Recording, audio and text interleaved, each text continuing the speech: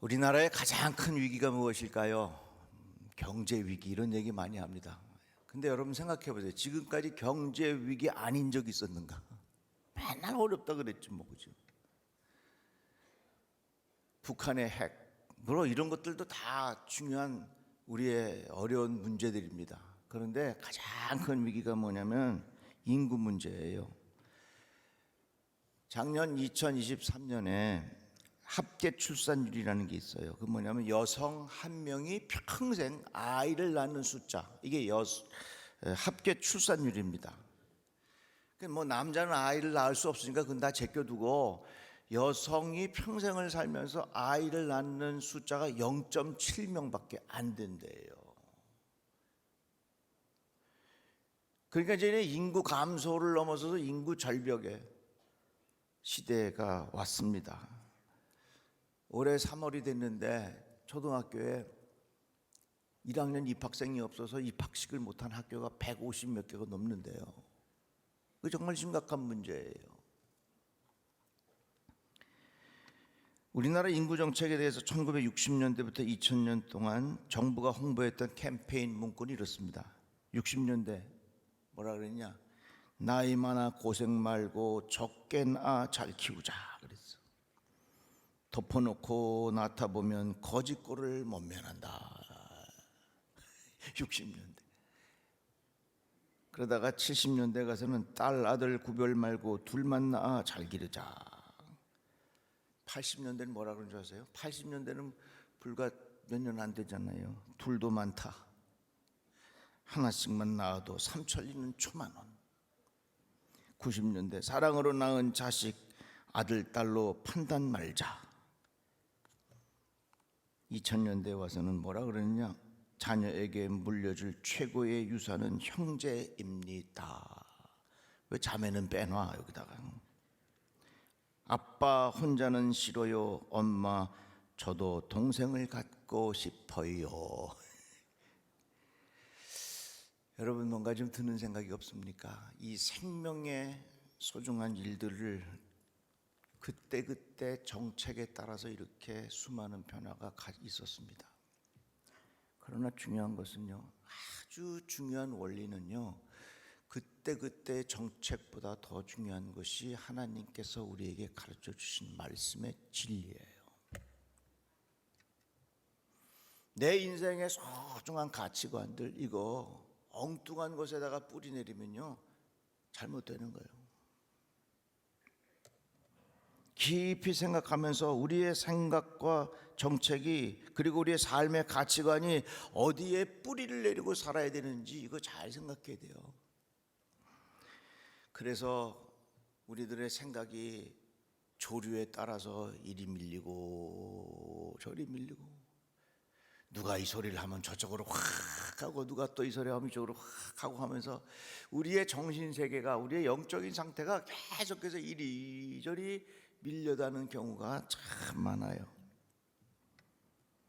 그러나 여러분, 우리의 삶의 가장 중요한 뿌리는 오직 예수 그리스도에게 있는 줄로 믿습니다. 찬송가 488장에 보면요, 이 몸의 소망 무언가, 우리 후렴 한번 같이 불러볼까요? 주 나의 반석이시니 그 위에 내가 서리라. 그 위에 내가 서리라. 이 찬송의 원래 영어 가사는 뭐라고 표현됐냐면 On Christ, 그리스도 위에 The solid rock, 굳건한 반석이 있다. All other ground is sinking sand. 이 말은 뭐냐면 세상에 있는 모든 것들은 다 가라앉는 모래와 같다. All other ground is sinking sand. 모든 기초는 다 가라앉는 모래와 같다고 하는 것을 우리에게 말하고 있는 거예요. 그러니까 세상의 정책과 세상의 가치관과 세상의 생각들은 이리 갔다 저리 갔다 그렇게 해요. 그래서 우리도 모르는 사이에 세상에 따라서 이 모양 저 모양으로 내 자신이 혼란스러울 때가 있다 그 말입니다. 예수께서 말씀하셨습니다. 이들이 떠나갈 때 예수께서 무리에게 요한을 두고 말씀하셨다. 너희는 무엇을 보러 광야에 나갔더냐? 바람에 흔들리는 갈대냐? 바람에 흔들리는 갈대와 같은 삶을 살지 말라고 하는 거예요. 그리고 오늘 본문 말씀은 이렇게 전합니다. 우리는 인간의 속임수나 간교한 술수에 빠져서 온갖 교훈의 풍조에 흔들리거나 이리저리 밀려다니지 말아야 합니다. 이리저리 밀려다니지 말라 그 말입니다. 사도 바울이 또 말합니다. 그러므로 나의 사랑하는 형제자매 여러분, 굳게 서서 흔들리지 말고 주님의 일을 더욱 많이 하십시오. 여러분이 아는 대로 여러분의 수고가 주님 안에서 헛되지 않습니다. 이렇게 가르쳐주고 있어요. 세월이 참 빠르잖아요. 무지 빨라요, 그죠? 이제 조금 있으면 벚꽃 필 거예요. 벚꽃 피면 여름 오고요, 변화산 기도회 지나고 나면요 크리스마스 와요. 저는 생각 속에 벌써 2024년이 다 지나간 것 같아요. 세월 빨리 흘러가는데 더 이상 우리 이리저리 밀려달리지 말고 삽시다. 다 같이 아멘 한번 따라해 봅시다. 세월이 이렇게 빠른데 언제까지 밀려다닐 거냐?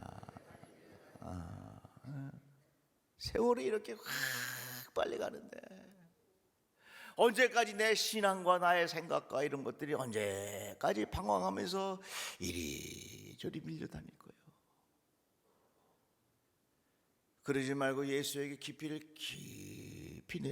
깊이 내리고 흔들리지 않는 믿음의 사람으로 살아가시기를 바랍니다. 그러면 무엇이 우리의 믿음을 흔드는가? 무엇이 우리로 하여금 이리저리 떠밀려 다니게 하는가? 야고보서의 말씀 보니까 조금 더 의심하지 말고 구해야 합니다. 의심하는 사람은 마치 바람에 밀려서 출렁이는 바다 물결과 같습니다. 성경은 이렇게 말했어요. 의심하면요, 그게 뭐 같으냐? 이리저리 밀려다니는 상태가 된다는 거예요. 믿음이라는 것은 마음으로 다 믿어지죠. 근데 그것을 머리로 생각하다가 보면은 이게 자꾸 의심이 생기는 거예요.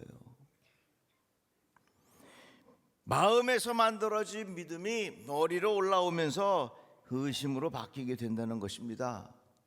이 그런 거하고 비슷해요. 사랑하는 남녀가 만나서 이쁘다, 잘생겼다, 야 내가 저 멋진 남자하고 그냥 결혼해야지 하고서 마음에 딱 결심을 해서 가만히 누웠는데 머리로 생각해 보니까 아이고 멋있긴 멋있는 날 먹여 살릴 수 있을까? 마음으로는 딱 사랑을 하는데 이 머리로 올라오면서 하나하나 생각을 해보니까 의심이 생기니까 아이고 아닌가벼. 이런 경우들이 얼마나 많아요. 믿음 생활도 그런 경우가 많아요.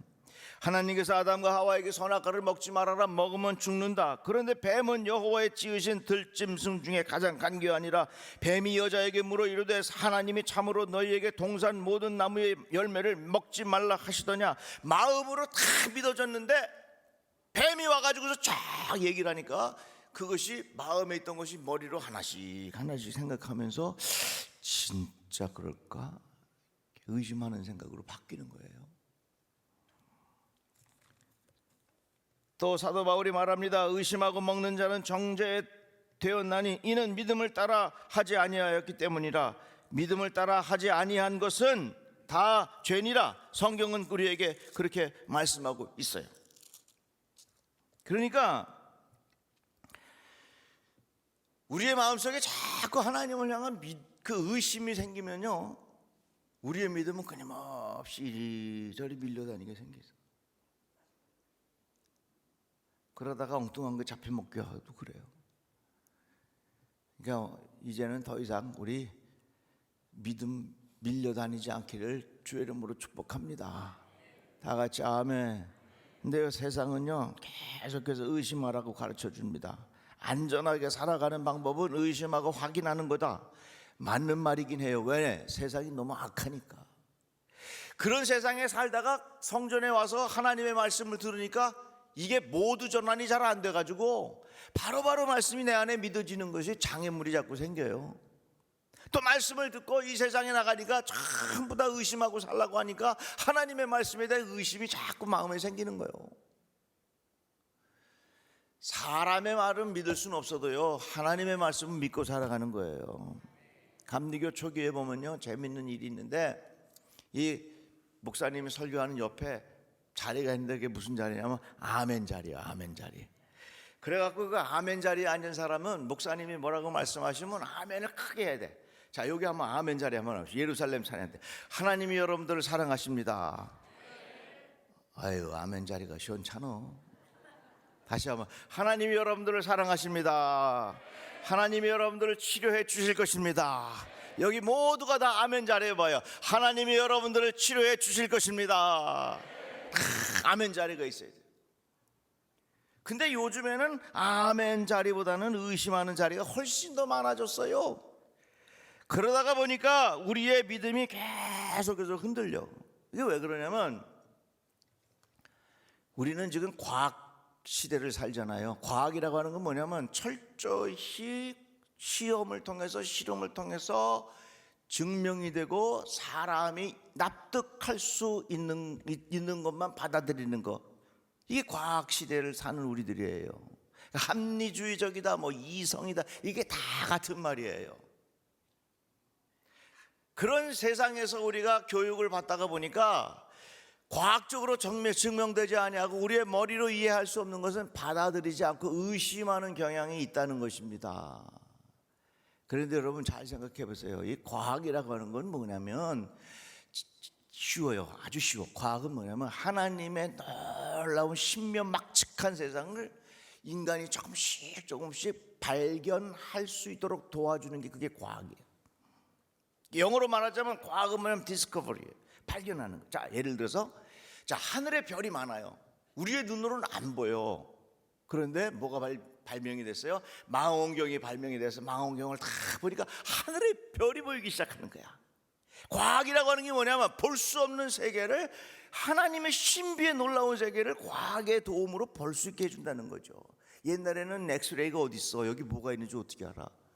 근데 엑스레이가 발명이 돼가지고서 손을 딱 찍으면 엑스레이가 뼈가 부러졌는지 뭐 심줄이 살든지 다 나오잖아요. 망원경이 발달하면 할수록 하늘의 별이 더 많이 보여요. 근데 여러분 한번 생각해 보세요. 인간이 만들어 놓은 과학적인 발전을 통해서, 인간이 만들어 놓은 망원경을 통해서 이 세상을 다, 이 하늘에 있는 별을 다 볼 수 있다 없다? 없다. 온 우주를 지으신 하나님이 인간이 만들어 놓은 과학의 틀에 하나님이 완전히 들어올 수 있다 없다? 없다. 다르게 말하자면 우리가 과학적으로 생각하고 우리가 합리적으로 받아들이지 못하는 세계, 하나님의 영역이 있다 없다? 있다.